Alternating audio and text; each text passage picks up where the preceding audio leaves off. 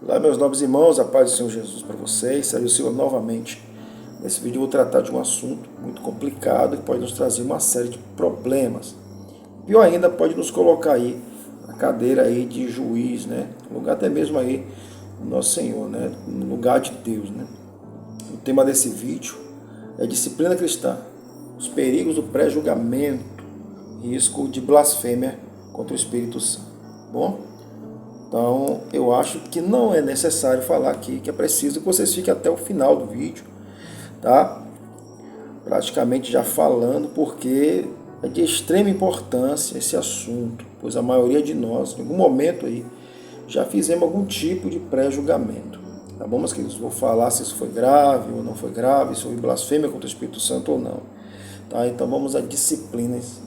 Já começo com uma pergunta: o que é julgamento? Julgamento aí é o ato pelo qual a autoridade judiciante, após examinar os atos, processos, formar sobre eles ali o juízo, expõe ali, justifica a sua decisão para a solução do conflito ali, né? Também a sentença, né? Tá bom? Aí você diz, irmão, como isso é aplicado no campo espiritual? A diferença é que no campo espiritual, o justo, o juiz, que é Deus, não precisa de uma série de papelada, testemunhas, promotores. O único que pode assistir o julgamento de Deus oficialmente é o advogado, que é Cristo. Nesse contexto aí, Deus é juiz, Cristo é advogado, e nós somos os réus, tá, meus queridos? Nossos pecados como princípio ali de acusação. Nesse caso, Satanás, ele nem entra no contexto de acusador, por conta aí da natureza, porém não participa do tribunal, tá? Mas usa o poder da influência do pecado, muitas vezes já perdoado, para causar e trazer acusações. Diante do Supremo Juiz, não existe acusador paralelo, somente o homem, tá? E os seus pecados, tá bom? E Cristo aí, que é o justo advogado, absolve o pecado através da justificação. Uma vez que por meio do sacrifício pagou a dívida, nada mais é o salário, né, da morte, né? Imposto sobre o pecado, tá bom, meus queridos? Lembrando que essa disposição, tá, direito, só pode ser dada a quem está em vida, tá, e se arrependeu de seus pecados, tá bom? Aí o tribunal espiritual aí de Deus, ele vai aí absolver de toda a culpa. Então, meus queridos, partindo desse princípio, por conta do pecado original, todos nós fomos enquadrados na mesma condição. Preste atenção. Olha só o que diz a palavra. Porque todos pecaram e destituídos estão da glória de Deus, sendo justificados gratuitamente pela sua graça, pela redenção que é em Cristo Jesus, ao qual Deus propôs, né, a propiciação pela fé em seu sangue para demonstrar sua justiça, pela remissão dos pecados dantes cometidos sobre a paciência de Deus, escrito lá em Romanos 3, 23 a 26. Aí você me pergunta, mas irmão, esse texto aí não identifica Jesus como advogado.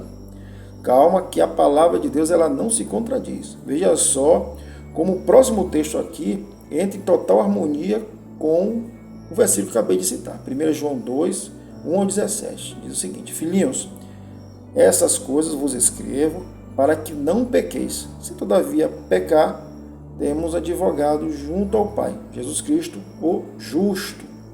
Ele é a propiciação pelos nossos pecados, e não somente pelos nossos próprios pecados, mas pelo mundo inteiro.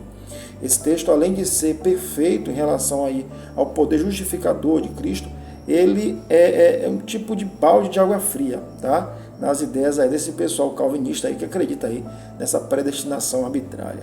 Mas enfim, aí, voltando aqui ao assunto, o foco principal.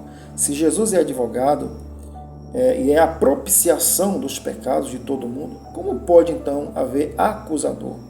Né? Observe o raciocínio. Mas aí você me diz, a parte, né, na verdade a parte que vocês estão ansiosos para saber. Por que que o pré-julgamento é perigoso e pode causar aí uma blasfêmia contra o Espírito Santo? Primeiro vamos analisar o que é de fato um pré-julgamento, para que possamos aplicar também no contexto espiritual. Pré-julgamento é o julgamento prévio, tá? Juízo sobre alguma coisa sem exame prévio, presunção, suposição. Ao supor e presumir alguém que está cometendo algo sem provas, tá? E atribuir culpa ou inverdades, tá? Essa pessoa deixa automaticamente a condição de réu e acaba assumindo a condição de juiz. É juiz injusto. Na verdade, em outras palavras, aí o réu se coloca na condição do próprio Deus.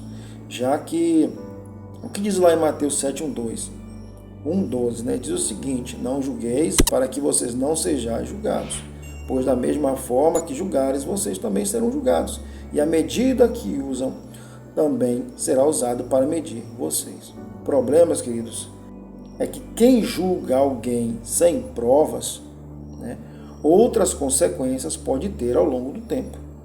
Tá? Até mesmo aí uma blasfêmia contra o Espírito Santo, se o tal não vigiar. Dizer que alguém pode estar com demônio na igreja, por exemplo, sem ter discernimento de espírito, pode se tornar uma blasfêmia, dependendo aí do contexto geral aí do julgamento. Porém, não é tão fácil assim, por isso vocês podem ficar em paz em relação a isso. Texto de Mateus 7:1, Jesus diz: não julgues para que não sejais julgados. Algumas pessoas aí, ao ler essas passagens, se perguntam se essa não seria uma proibição absoluta de Jesus, tá? Do juiz, né? Do juiz humano. Outros se questionam se aquilo que está falado é proibido ao cristão, avaliar, né? E criticar somente o comportamento do próximo, né? E também tem gente que trava uma batalha mental com dúvidas, né, de se um cristão estaria proibido de atuar ou em cargos jurídicos, onde o juízo é necessário, tá? E faz parte ali do seu trabalho. Essas dúvidas aí são legítimas e precisam ser aí sanadas, explicadas. Por outro lado, aí é muito comum aí encontrar no meio evangélico de hoje pessoas usando esse termo, né, essas palavras de Jesus de maneira propositalmente errada. É fácil contar líderes religiosos que usam aí a tal passagem como um argumento em favor aí de que devemos aceitar tudo que os outros dizem e fazem, sem pronunciarmos nenhum juízo de valor que seja contrário, né? Também, sem dificuldade, também temos membros da igreja e pessoas que dizem cristãs usando essas passagens, né, para pecar à vontade, sem nenhum aí censura. Afinal, só Deus pode julgar, então. E eles dizem mais, as práticas, aliás, essas práticas são mesmo legítimas, como diz Jesus lá. Como devemos julgar o próximo? Jesus não está falando que não devemos julgar, tá? Mas segundo a reta justiça. Aqui não há um pré-julgamento, tá? Sobre o que eu acho, mas pelas provas, uma vez que eu tenha moral para tal prática. Por exemplo, se eu sei que um irmão está cometendo ali um adultério e executa trabalho de aconselhamento conjugal dentro da igreja, ele é hipócrita. Se caso meu julgamento é pautado em hipótese, não posso fazer juízo desse julgamento, tá? E eu também não posso fazer julgamento eterno contra ele, pois num contexto o erro dele não é maior que o meu. Veja o que diz Mateus 5:22. Mas eu digo a vocês que qualquer que se irá contra seu irmão estará sujeito a julgamento. Também qualquer que disser a seu irmão raca ou insignificante, idiota, inferior, será levado ao tribunal. E qualquer que disser louco para o teu irmão corre risco de ir para o fogo eterno. Então, meus queridos, todo pré-julgamento, se você tiver algum, por mais que seja errado, que seja na sua intimidade, não exponha para ninguém, pois você pode estar cometendo uma calúnia grave. Se de fato tiver provas, julgue o fato pela reta justiça. Entregue nas mãos de Deus e não com ira, contenda ou vingança. Isso vai te poupar de problemas e te livrar de cometer pecados graves, até mesmo de blasfêmia. Tá bom, meus queridos? Esse aqui foi mais um vídeo. Tá? Espero que vocês tenham gostado. Se você não é inscrito, se inscreva no canal, deixe seu joinha para nos ajudar. O YouTube recomendar, né, conteúdo para mais pessoas também. Fica com Deus. Até a próxima. Se o Senhor permitir, qualquer dúvida pode falar lá nos comentários, que assim que eu tiver uma oportunidade, eu vou lá responder vocês, tá bom? Paz do Senhor, fiquem todos com Deus.